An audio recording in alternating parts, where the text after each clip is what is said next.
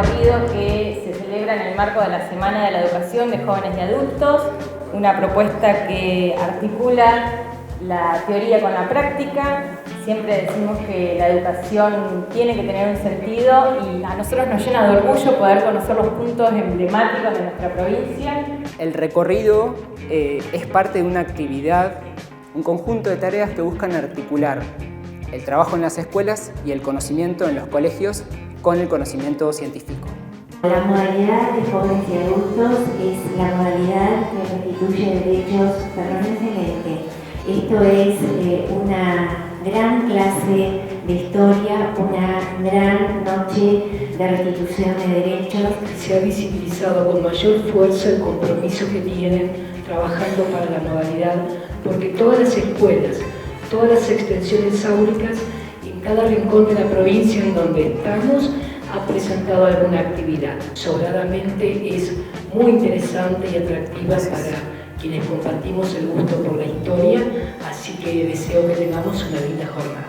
Las comunidades pujantes y las comunidades que crecen conocen su historia, conocen sus raíces y me parece un contexto sumamente ideal para hacer estos recorridos y para poner en valor nuestras instituciones que tanto nos han dado y que tanto les debemos dar nosotros, ¿no?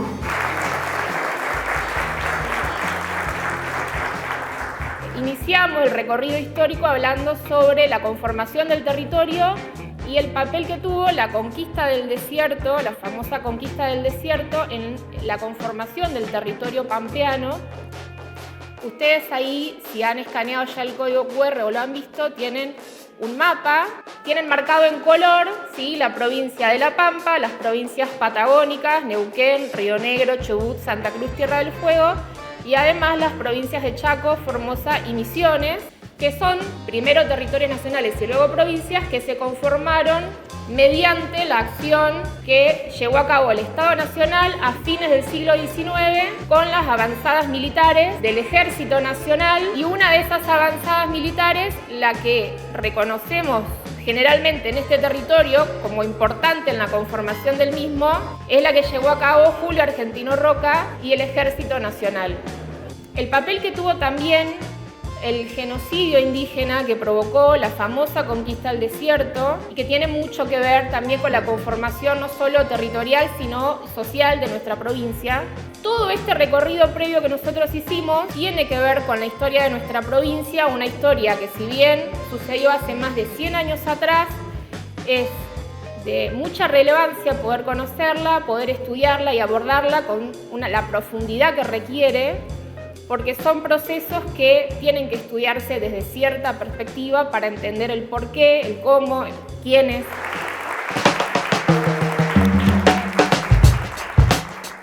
Hay una serie de procesos que son centrales para entender el surgimiento de los territorios nacionales. Ocupan una gran porción de la superficie de nuestro país. No eran considerados provincias en ese momento que se crean.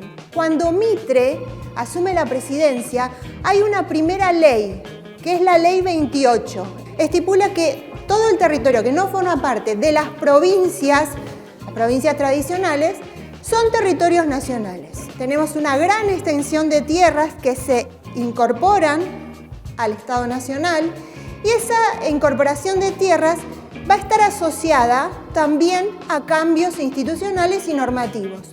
Uno de ellos es la sanción de la Ley 1532 del año 1884. Esa ley, la 1532, estipulaba la creación de 9 territorios nacionales. Las autoridades de esos territorios nacionales no eran elegidos por sus habitantes, sino que eran elegidos desde el Ejecutivo Nacional. Me refiero a gobernadores, por ejemplo, jueces letrados, eran enviados desde el Ejecutivo Nacional a cada uno de los territorios nacionales. Los cargos que eran electivos o los cargos en los que los habitantes de territorios nacionales podían tener una representación, es decir, podían elegirlos, eran los cargos vinculados a los municipios: intendentes, presidentes del Consejo Municipal y jueces de paz. esos cargos sí eran elegidos. Entonces, ahí tenemos una gran diferencia entre territorios nacionales y provincias. Pero ahora hay que tener en cuenta otra característica importante. Desde 1907 en adelante comenzaron distintas agrupaciones, distintos movimientos a organizarse, a movilizarse para solicitar a las autoridades nacionales la posibilidad de la autonomía o la provincialización. Es así que tenemos movimientos provincialistas en 1907, en 1913, en 1916-18 y en 1921. Y eso no fue todo, sino que también llegan de los distintos territorios nacionales, incluidos el de La Pampa, la presentación al Parlamento Nacional de distintos proyectos para lograr la provincialización. Pero como les dije recién, esto recién se va a efectivizar en 1951 para el caso de La Pampa y de Chaco. 1953 para Misiones y después saben ustedes que viene el proceso autoritario de la revolución o de la mal llamada Revolución Libertadora, donde se interrumpen los procesos de provincialización. Existían dos situaciones diferentes. Por un lado, habitantes de los territorios nacionales, con escasos derechos civiles, políticos, mejor dicho. Y por otro lado, los habitantes de las provincias, con todos los derechos de los habitantes, de los ciudadanos de nuestro país. En este lugar donde estamos funcionaba la gobernación, ¿sí? Donde se regían los destinos de las personas que vivían en este espacio, es decir, en el territorio nacional de La Pampa. Soy Estela Cornelis y les voy a contar un poco la historia de este edificio, ¿sí? Muy sintéticamente en realidad. Este edificio fue construido con el objetivo de ser la casa de gobierno, ¿sí? Ocupado por las autoridades de la gobernación y la administración pública. ¿Cuándo se decide la construcción del edificio? El territorio nacional de La Pampa surge a partir de la ley 1532, como recién les explicó Marisa, en el año 1888, y la capital del territorio era General Hacha, ¿sí? Pero desde sus inicios surgieron una serie de planteos. Ya el gobernador Ayala, el primer gobernador del territorio, comenzó a plantear que el espacio de General Hacha, su entorno, no era de lo más adecuado para tener la capital ahí. Bueno, surgieron una serie de cuestiones hasta que finalmente, en el año 1904, se traslada la capital a Santa Rosa. El traslado de la capital ameritaba que, bueno, se trasladaban las autoridades también. Y en ese sentido era necesario contar con un edificio para que allí se instalaran las autoridades. Las autoridades llegan y ocupan un edificio que se ubicaba enfrente de la Plaza San Martín, donde actualmente funciona la municipalidad. Es un edificio que ya no existe más, que se derrumbó para después construir la municipalidad, y allí funcionaban otras instituciones, ¿sí? Funcionaba la comisaría, funcionaba el juzgado de paz, funcionaba la municipalidad, funcionaba la escuela de niñas y a su vez estaban las autoridades de la gobernación. Eso dio lugar a reiterados pedidos de los gobernadores del territorio en ese momento para elaborar un proyecto y construir un espacio que albergara a las autoridades de la gobernación. Es así que a fines de diciembre del año 1909 se aprueba en acuerdo de ministros el proyecto de construcción de casa de gobierno. Fines de 1910, entre 1910 y 1911, comienza la construcción de este espacio en el que estamos instalados. La construcción del edificio tuvo marchas y contramarchas. 1911 comenzó la construcción, se construyó la planta baja, pero no se logró techar. Y hacia 1913, bueno, las autoridades vinieron y se instalaron acá. Acá donde estamos parados había chapas y ladrillos arriba que sostenían las chapas. En esas condiciones comenzó a funcionar la gobernación mandaba una nota al Ministerio del Interior diciendo que había murciélagos, búhos, arañas, de todo tipo de alimañas que entraban por esas chapas, pero además entraba humedad y el edificio, lo poco que se había hecho, se estaba deteriorando. Así que urgía terminar la construcción de la Casa de Gobierno. ¿Qué fue lo que ocurrió? Se mandaban partidas presupuestarias, pero nunca alcanzaban esas partidas o llegaban con demora.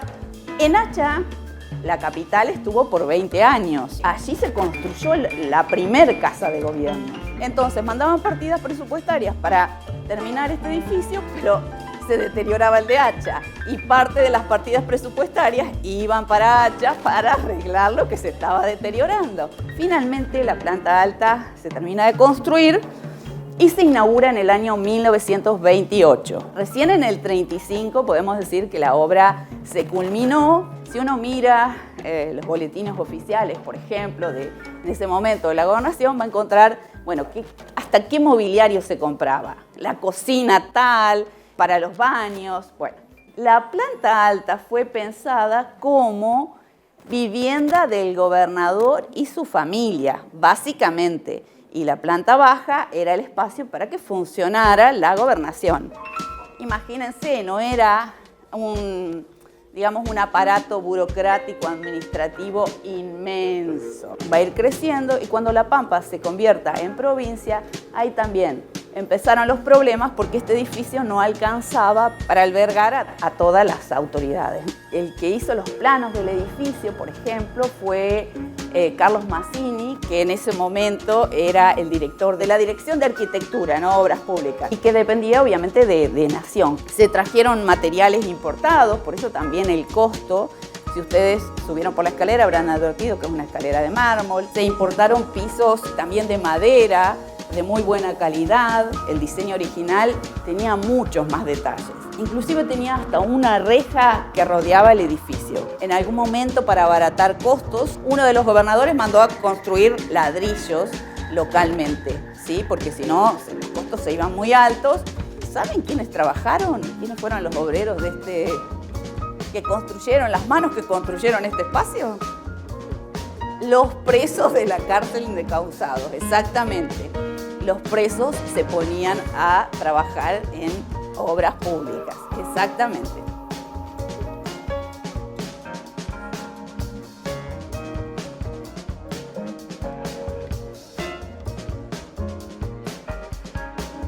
Se le inicia una causa de investigación por malversación de fondos públicos en el marco de la disputa peronismo-antiperonismo y del golpe de Estado y de las comisiones investigadoras que se dedican a, valga la redundancia, investigar todos los posibles delitos de corrupción en Argentina. Hay una comisión investigadora para cada una de las provincias.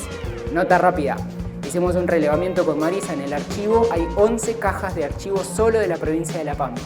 Detalles, facturas, notas, fotografías, expedientes administrativos. Todos estos dan cuenta de cuáles habían sido los gastos de la administración peronista en cada una de las provincias. Los cambios en el rumbo político nos permiten también pensar un poco de cómo se va construyendo la historia política y el trayecto de nuestra ciudad y de nuestra provincia en términos generales. ¿El edificio que están las fotos del archivo es este mismo?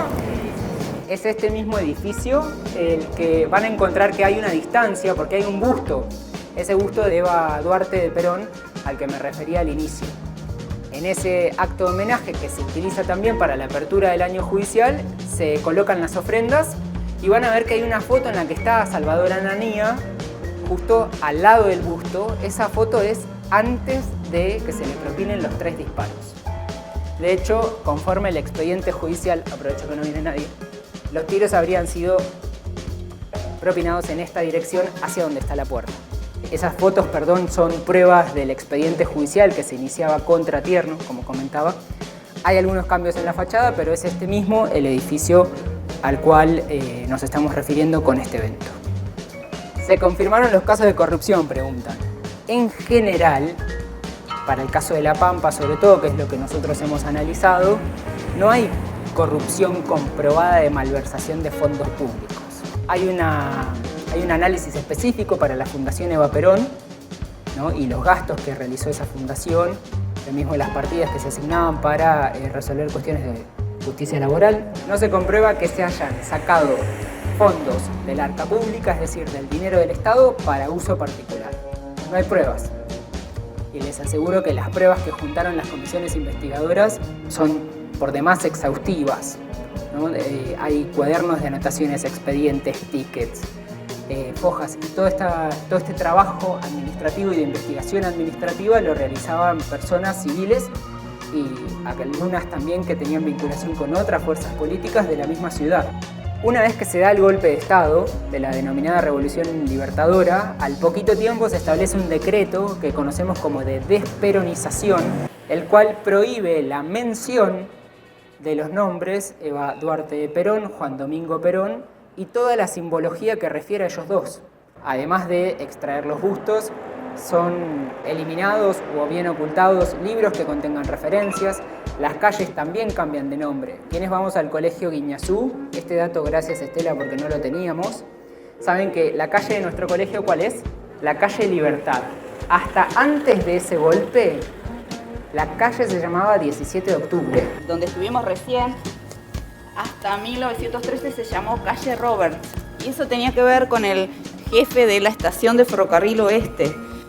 A partir de 1913 se llamó Carlos Pellegrini y se supone que entre el 53 se llamó ministro Pistarini. También cambió de nombre y obviamente post 55 se volvió a denominar Carlos Pellegrini. Y la Gil se llamó Juan Domingo Perón. En algún momento, por muy poco tiempo, recibió esa denominación. Y otra notita de color es que Ananía, cuando logra recuperarse y salir del sanatorio, se produce el golpe de Estado y lo llevan detenido. ¿Qué más cambia de nombre con el golpe? La provincia. Ahí la provincia pasa a llamarse La Pampa, deja de ser Provincia de Perón y conserva todavía hasta la actualidad el nombre que tiene. Vamos a doblar a la derecha hasta la avenida San Martín y desde allí vamos a continuar, vamos a pasar la rotonda y vamos a ingresar a la sección del denominado Centro Cívico o actual Casa de Gobierno para... Cuando La Pampa se convierte en Provincia de Perón y asumen las autoridades de la Provincia de Perón, comienza el problema de albergar a las nuevas reparticiones estatales que surgen dentro de esa provincia, que no eran muchas. Recién venía charlando con alguien, eran 4 los ministerios que existían en ese momento, no eran tantos tampoco los empleados de la gobernación, como uno podría pensar, eran muy pocos, en realidad no llegaban a los 80, entre los funcionarios, los administrativos y también todos los empleados de maestranza, ordenanza, choferes. Pero sin embargo, había edificios alquilados en distintas partes de la ciudad para que funcionaran las oficinas de la gobernación, de la provincia, en ese entonces. Entonces, ni bien asumen las autoridades y ante la necesidad de contar con un nuevo edificio, comienza todo un proceso que tiene que ver con la expropiación de estas tierras, con la convocatoria a un concurso de anteproyectos para elaborar el proyecto de lo que después iba a ser el centro cívico, que incluía distintos edificios que después finalmente se fueron haciendo como en etapas diferentes. Se presentan varios proyectos, si no me falla la memoria, unos 17 proyectos, y es seleccionado el anteproyecto. En realidad no eran proyectos todavía, el de Clorindo Testa y sus asociados, Davinovic, Gaido y Rossi, y Testa, digamos, eran los asociados, ganan el concurso, ¿sí? Es interesante porque se convocó a un concurso, un jurado que seleccionó los anteproyectos que se presentaron, había representantes del gobierno provincial, pero también había otros representantes nacionales en ese jurado.